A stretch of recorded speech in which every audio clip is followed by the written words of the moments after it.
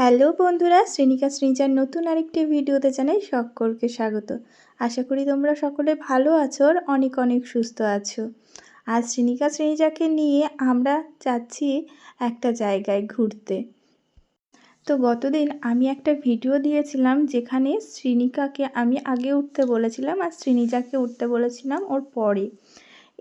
এই কথাটা বলার অর্থ যে আমি একজনাকে বেশি ভালোবাসি বা একজনাকে কম ভালোবাসি, এইটা কেন তোমরা মনে করো? কিছু কিছু মানুষ আমাকে কমেন্ট করেছে আমি নাকি বড়টাকে বেশি ভালোবাসি, যার জন্য বাবার কাছে বসতে বলেছি, আর ছোটোটাকে আমি কম ভালোবাসি।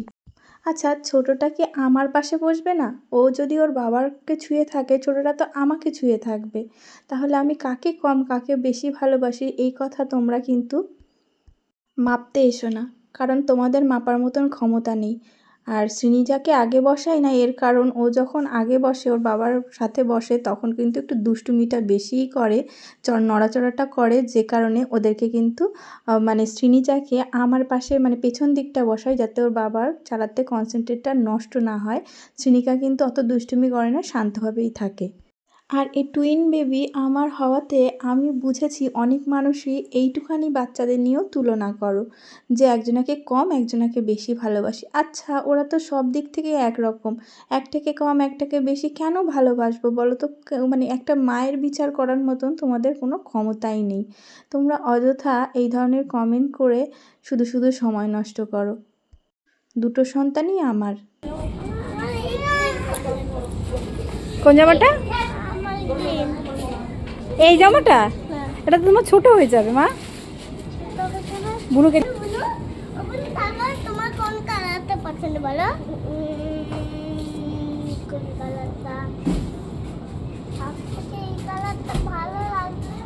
আরে এটা তো অনেকটা বলো। তো অনেক বলো। এটা এইটা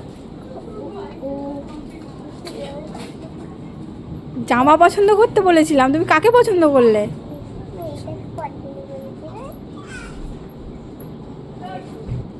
তোকে জামা চুজ করতে বলেছি।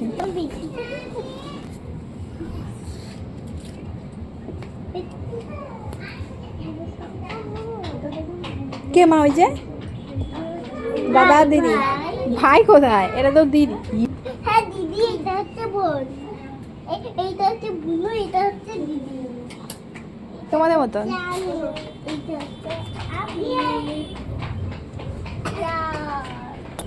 কি করছো মা? কই দেখি। এই এটা ম্যানিকুইন, এর কোথায় সর্দি বেরিয়েছে? সর্দি কোথায় বেরিয়েছে?